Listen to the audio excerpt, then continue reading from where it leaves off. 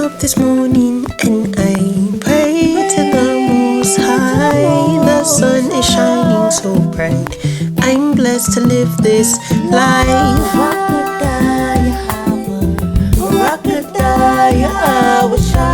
Blessed be Yahawah. Blessed be Yahawah. Shalom, sisters. Shalom, shalom. First and foremost, I want to give all the glory praise to the Most High, Yahawashi. Shabbat shalom to those that are keeping, the Friday sundown Sabbath. Shabbat shalom. This is not gonna be like a long video. I just want to get on here just to give y'all something about this Sabbath. The Most High been allowing me to see things with a spiritual eye lately through the Spirit. And so in our yard, we had a very, very huge ant pile. Like, it was very big. It wasn't big. It was big. And I tried to Google how to kill it, and it was with boiling water and vinegar. And it pretty much, got them up out of there. But I also went to the store to get some ant destroyer, because it's like literally the next day, it was another ant pile, but right by our stairs. And so that's when I think that's when I went to the store to get the ant destroyer. I haven't used it yet though, because I just haven't used it yet. But I was like, dang, bro, they don't stop. Like, you try to kill them, you try to cut them off, you try to pour hot boiling water on them, and they just gonna build another house somewhere else. They just don't stop. And then, me and my other one been talking about how our people love work. Our people love work.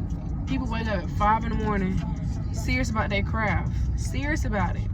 Up late night, waking up before the sun rise. People that's serious about, they wake up at 5 in the morning, they go on a morning jog. They're waking up at 5 in the morning to get there, to read the newspaper, to eat a piece of toast, drink coffee before they get their day started. They happy about going to work. I was watching this show Manifest. Sanvi, anyway, there's this lady, her name's Sanvi. There's this lady she's trying to figure out how to stop this death date. And so she's been doing all these tests. She dang near almost died trying to, do these tests. But she didn't let that stop her. She's still trying to figure it out. So it's like, these people are diligent in their works. They're diligent in their crafts. They're not going to stop. The ants, I poured boiling water and vinegar on the ant pile, and what did the ants do? They built a whole nother one right by my doorstep, literally. The girl on the show, she literally almost died by testing on herself. And one of the characters, they asked her, "You still doing that?" She's like, "Yeah, I gotta figure it out." She's not giving up. And it's like, when you look at all that with a spiritual eye, you get the lessons of diligence. Like the sister Lily said, double up on diligence. People in the world are serious about what they do. They love going to work. They love waking up before sunrise, to eat a piece of toast, to look at the news, to watch the news, read the newspaper, to drink their coffee, to go on their morning run. They serious. How much more us in this truth as women?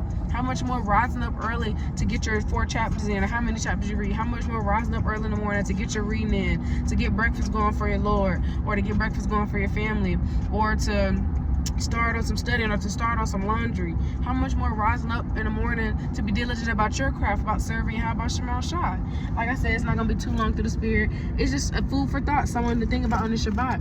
And I want to read Sirach 38 real quick. And first I'm going to get Sirach 7:15. And of course, I didn't say this when I first started, so like it, but everything you speak going to be that's up for the oracles of Most High. 1 Peter 4:11. I'm out here trying to provoke my sister to good works.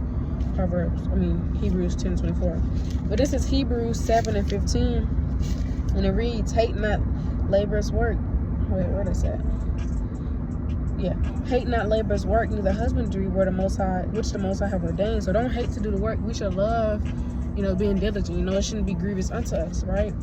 But I want to read Sirach 38. I think Sirach 38 is so beautiful because it gives you different accounts about different people, how diligent they are in their craft. And this is Sirach 38. I'm going to start at verse 25. "How can he get wisdom that holdeth the plow, and that glorieth in the gold, that driveth oxen, and is occupied in their labors, and whose talk is of bullocks? He giveth his mind to make furrows, and is diligent to give the kind fodder. So every carpenter and workmaster that laboreth night and day, and they that cut and grave seals, and are diligent to make great variety, and give themselves to counterfeit imagery, and watch to finish a work. The smith also sitting by the anvil, and considering the iron work, the vapor of the fire wasteth his flesh, and he fighteth with the heat of the furnace.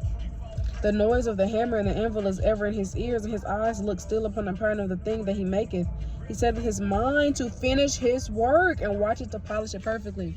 So you got these people, they set their mind to finish their work and to want their work perfect. So doth the potter sit in his work and turning the wheel about with his feet, who is also carefully set at his work and maketh all his work by number. So you got the potter, he's turning that wheel nonstop because he's serious and diligent about his craft.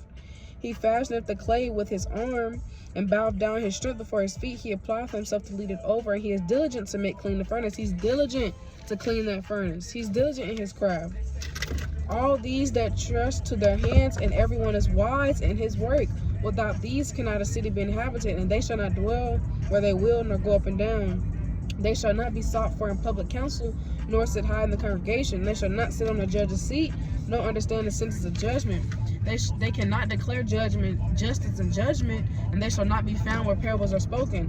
But they will maintain the state of the world and all the desires and the work of their craft. So these people, you don't see them sitting in, the judgment seats with the counselors and the top-notch people. But if it wasn't for them, we wouldn't have these cities. It says, without these cannot a city be inhabited. So because of their diligence, we have the buildings we have and the cities we have and things like that. It says all their desire is in the work of their craft. They have a desire. But can I see if I could find the definition of desire by the shop? Let's get what desire means. Let's get that real quick. Desire means a strong feeling of wanting to have something or wishing for something to happen. A fantasy. I wouldn't say fantasy. A yearning, aspiration, a longing, a craving. They have a craving for their work. Like, they want to do the work. They're like, oh, I gotta do this work. I gotta get this part figured out. I gotta do this. I gotta get this.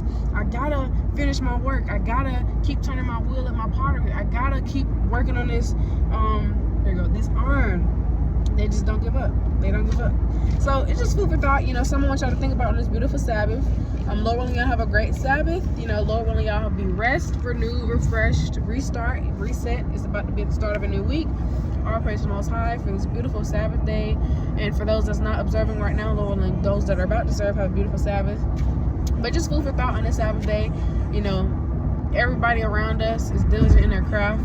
Like this is y'all not said a few months ago, the cockadoodle, the rooster, they get up, they doing their little noises, cock-a-doodle-doo.